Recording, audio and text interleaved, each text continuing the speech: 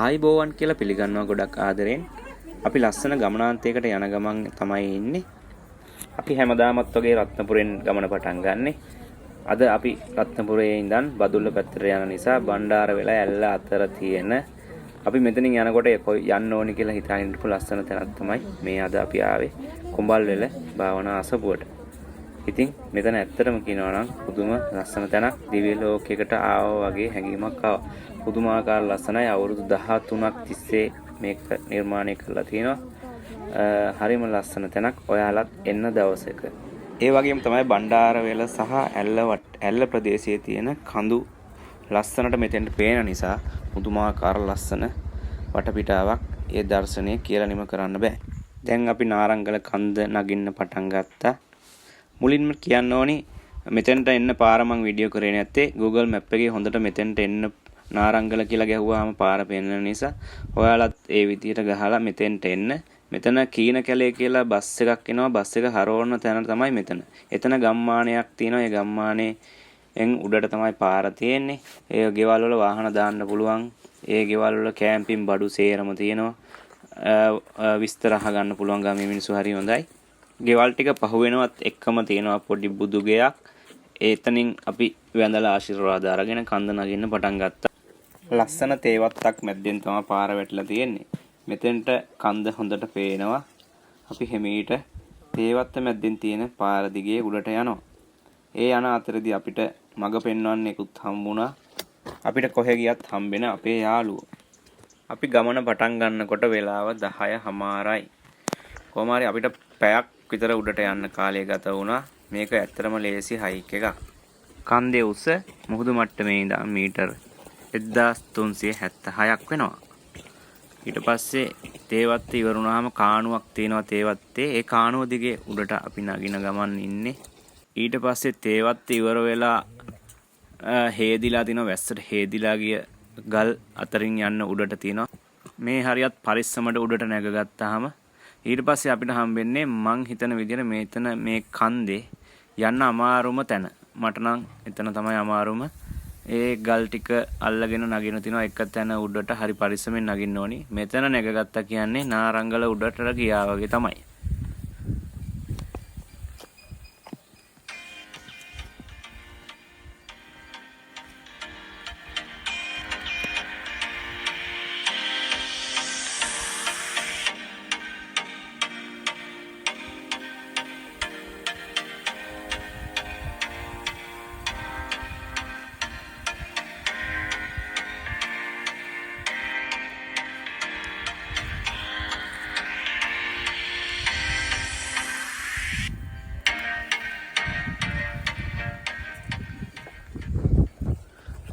එතනින් උඩට හෙමින් නැගගත්තාම අපිට පුදුම ලස්සන තැනක් තමයි හම්බ වෙන්නේ.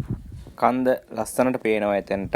අපි එතන ටිකක් වෙලා ඉඳලා ගිමන් හැරලා ෆොටෝ එහෙම අරගෙන හෙමීට උඩට යනවා.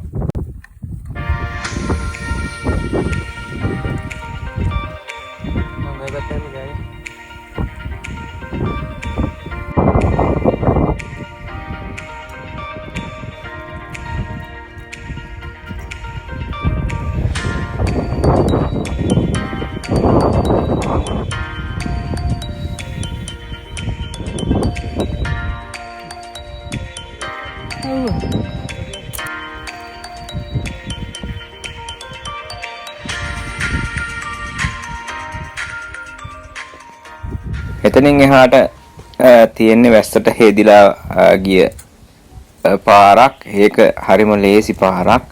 නමුත් පරිස්සමෙන් යන්න ඕනි. පල්ලට ලිස්සන ගතියක් තියෙනවා. ඒ යන අතරෙදි අපිට දකින්න පුළුවන් තනකොළයක් තියෙනවා දුඹුරු පාට ගතියට. මේක හරි විශේෂයි. ඉර බහින වෙලාවට සහ ඉර පායන වෙලාවට මෙතෙන්ට අවුව වැටුනහම මේ කන්ද රත්තරන් පාටට වගේ පේන්න හේතුව තමයි මේ තනකොළය. ඉතින් රන් කන්ද කියලාත් කියනවා ගමේ මිනිස්සු. මේ තනකොළය නිසා තමයි.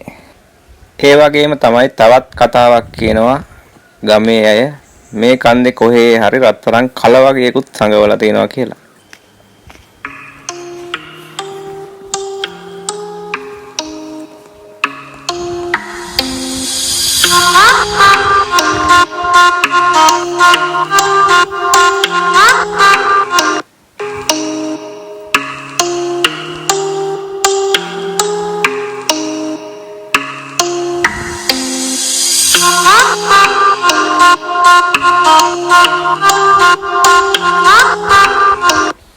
අපි දැන් කන්ද උඩට ආවා. කන්ද උඩ කැම්පින් සයිට් 6ක් හෝ 7ක් තියෙනවා. කන්ද මුදුනේ චෛත්‍යයක් හදන්න හදපු තැනත් කැම්පින් කරන්න පුළුවන්. නමුත් එතන යකඩ තියෙන නිසා අකුණු වදිනවා කියලා ගමේ අය කිව්වා. ඒ නිසා අපි කොහොමත් පල්ලෙහාටම උඩ දෙවෙනි තැන වගේ තමයි කැම්පින් එක සෙටප් කරන්න ඉන්නේ. එතන වටේ ගස් වගේකුත් තියෙන නිසා අපිට හුළඟෙන් ආරක්ෂා වෙන්න පුළුවන් වෙයි කියලා හිතනවා. එතන හොඳට වැලි ගතියකුත් තියෙනවා. අපි එතන කැම්පින් එක සෙටප් කරමු.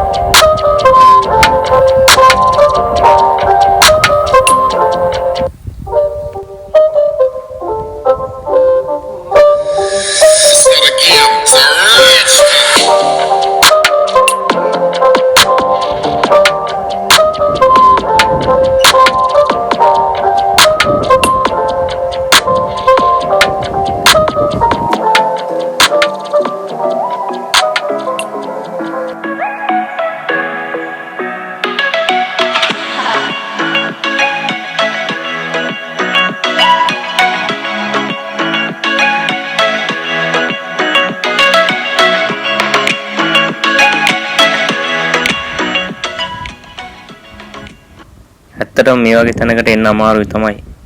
ඒත් හිතට දැනෙන නිදහස ඒ වචන වලට පෙන්නන්න තරම් අමාරුයි. පුදුම ලස්සනයි අපේ රට. කන්ද නැගමු නිසා පොඩි බඩගින්නක් ආවා. ඒ නිසා අපි නෝඩ්ස් එකක් හදා ගන්නවා. අපේ යාළුවත් ඉස්සරහෙන් ඇවිල්ලා වැටිලා ඉන්නවා. ඒ වගේම කියන්න ඕනි මාම කෙනෙක් ඉන්නවා. ඒ මාම මේ කන්ද දවසට 3-4 පාරක් නගිනවලු. ඒ තමයි දෙහි බීම අරන් එනවා. අපිටත් ඒ මාම හම්බුණා. මේ ඉන්නේ මාමා. අපිට ඒක බිව්වහම පුදුම සාහනයක් දැනුණා. මොකද අපි ගෙනාපු වතුර අපිට ගාන්නට. ඉතින් මේ වගේ එකක් කන්ද උඩදී හම්බ වෙනවා කියන්නේ ඒක මිල කළ නොහැකි. ඉතින් ඒ මාමට දීර්ඝායුෂ පතනවා. දර පොඩ්ඩක් හොයන්න වටපිට බලනකොට මට හම්බුණ දේ බලන්නකෝ. හොඳට හැදිච්ච තක්කාලි ගහක්. අපේ කට්ටියම ගෙනල්ලා විසි කරපු එකකින් හැදෙන්නේ නැත්තේ. ඒත් හොඳට හැදිලා තියෙනවා ගෙඩි. අපිත් ගෙඩියක් මාළුවට ගත්තා. ඉතින් අපේ ගමන් සගයට හොඳටම තිබා හැදිලා.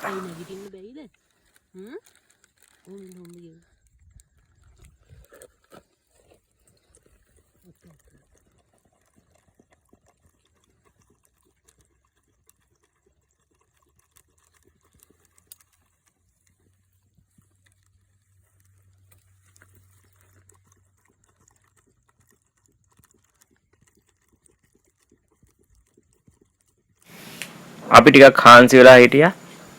හවස් වුණා දන්නේම නැහැ. 4ට විතර අපි රැට යන්න පටන් ගත්තා.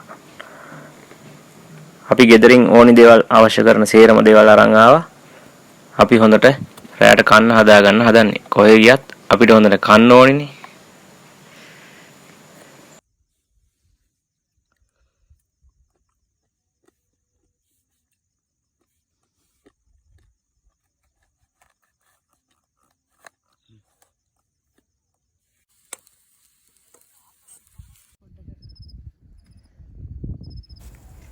එහෙනම් සුබ රාත්‍රියක්. අපි උදේට හම්බ වෙමු.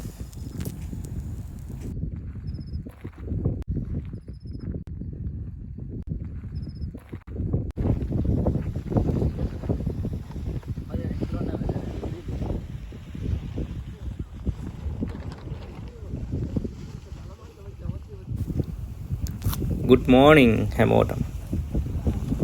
වචන වලින් කියන්න බැරි තරම් ලස්සනයි. පුදුමාකාර ලස්සන ඉර උදාවක් තමයි නාරංගලට දකින්න පුළුවන්. අපි ඉන්නේ අහස උඩ වගේ කියලා හැඟීමකුත් එනවා. වලාකුළු වටේම කඳුවල චූටි කොටස් පමණක් අපිට පේන්න තියෙනවා. අහසින් ඉර උඩට මතුවෙනකොට ඒ දර්ශනය පුදුමාකාර වර්ණ රටා වලින් අපේ ඇස් දෙක පිස්සු වැටිලා තියෙන්නේ. ඒ තරම් ඇබ්බැහි වෙලා තියෙන සබහාදාමට. පුදුම ලස්සනයි. කවදා හරි ඔයාලත් එන්න මේ වගේ කඳු මුදුනකට ඇවිල්ලා ජීවිතේ නිදහසේ ඉඳලා යන්න. එහෙනම් බලන්නකෝ වටපිටාව.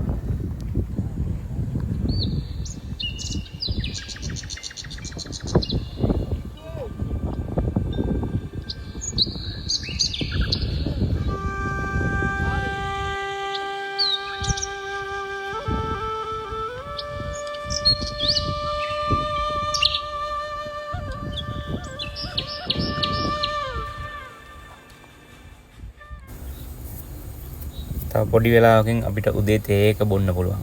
අද විශේෂයක් තියෙන්නේ අද මං ගෙදර ඉන්නවා වගේ තේ එකක් බොන්න පුළුවන්. මොකද අපේ වයිෆුත් මගෙත් එක්ක අද ඉන්න නිසා. මේ වගේ විව් එකක් බලාගෙන රසම රස කිරි එකකුත් බොන ගමන් ආදරය කරන කෙනත් එක්ක මෙහෙම කතා කර කර ඉන්න කියන්නේ පුදුමාකාර සතුටක්. අපි දැන් උදේ කෑම එකත් ලෑස්ති කරන ගමන් ඉන්නේ. ඊයේ රෑ අපිත් එක්ක හිටපු අනිත් කට්ටිය උදේ පාන්දරින්ම කන්දෙන් පල්ලෙහාට බැස්සා. අපි උදේ කෑමත් හදාගෙනම ඒ කාලා පල්ලෙහාට බහින්න තමයි මේ ලෑස්ති වෙන්නේ.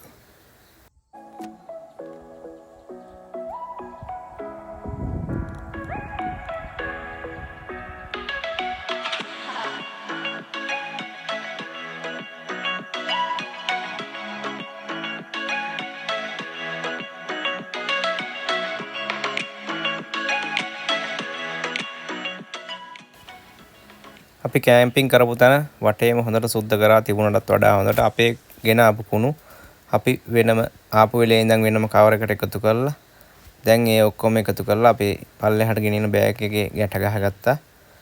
ඒ වගේම තමයි දැන් අපි නාරංගල කන්දට සමුදෙන්න තව ටික වෙලාවයි තියෙන්නේ. ආයිත්මත් දවසක මෙතෙන්ට එන්න බලාපොරොත්තු වෙනවා. වාසනාව ලැබෙන්න කියලා ප්‍රාර්ථනාවකුත් එක්ක අපි දැන් මෙතනින් කන්ද මුදුනට ඊයේ යන්න බැරි වුන නිසා දැන් කන්ද මුදුනත් බලලා නාරංගලට සමුදෙන්න තමයි මේ සූදානම් වෙන්නේ. ඒ වගේම කියන්න ඕනි දුක හිතෙන කාරණාවල් දෙකක් තියෙනවා. එකක් තමයි හැමදාම කියනවා වගේ වටපිටාව ගොඩාක් අපිරිසුදු කරලා තියෙනවා. බෝතල් දාලා පොලිතින් දාලා හැම තැනම. ඉතින් කියන්න තියෙන්නේ ගේන දේවල් ගේන්න පුළුවන් නම් ඒ විදිහටම අරගෙන යන්න පුළුවන් නම් ඒක තමයි වටින්නේ. මේ දේවල් අනාගතයට රැකිලා තියෙන්න ඕන නිසා. තව දෙයක් තමයි ඉස්සර වගේ මම මේ නාරංගල ආපු දෙවනි වතාව ඉස්සර වගේ වටපිටාවේ කඳු කොළ පාටට පේන්නේ වායු දූෂණයක් කියලා දෙයක් තියෙන නිසා දැන් ලංකාවට ඉස්සරහට අපිට ඒ ලස්සන දෑසින් බලා ගන්න පුළුවන් වේද කියලා සැකයකුත් මට තියෙනවා. ඉතින් ඒ පොඩි දුකයි එක්ක අපි යමු කන්ද මුදුනට.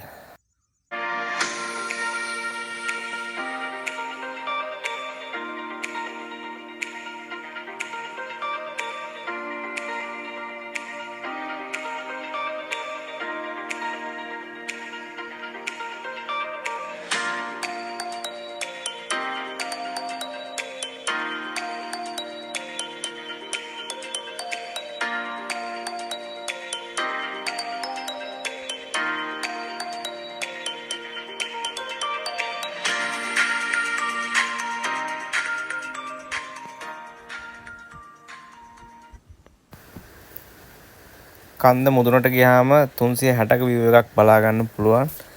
ඒ වගේ කඳු ලංකාවේ බොහොම ටිකයි තියෙන. ඒ අතරින් නාරංගල කන්ද හරි විශේෂයි. 360ක view එකක් බලා ගන්න පුළුවන්. උදේටයි හවසටයි හරි ලස්සන විදිහට නාරංගල මුදුනට වටේම පේනවා. ඉතින් තව කියන්න තියෙන්නේ නාරංගල මුදුනේ වතුර නෑ. වතුර පල්ලෙහෙන් අරගෙන යන්න ඕනි. ඒ වගේම තමයි රැයට මීදුමෙන් වැහිලා තියෙන නිසා වටේ අනුතුරුදායකයි. අයින් වලට යන්න එපා. එහෙනම් අපි වීඩියෝ එක මෙතනින් අවසන් කරන්න හදන්නේ. අපේ වීඩියෝ එක බලපු ඔයාලට බොහොම ස්තුතියි. ඒ වගේම තමයි මේ වගේ තැන් ගොඩක් ආරක්ෂා කරන්න කියලා ආදරෙන් ඉල්ලනවා. අපේ channel එක subscribe කරන්න. තවත් ලස්සන වීඩියෝ එකකින් ආයි හම්බ වෙමු. ඉවරයි කිව්වට ඉවර නෑ තාමත්. අපි එන ගමන් ඇල්ල හරහා රාවණා ඇල්ලත් බලාගෙන එන්න අමතක කරේ නෑ. එහෙනම් ඔයාලට ජය වේවා.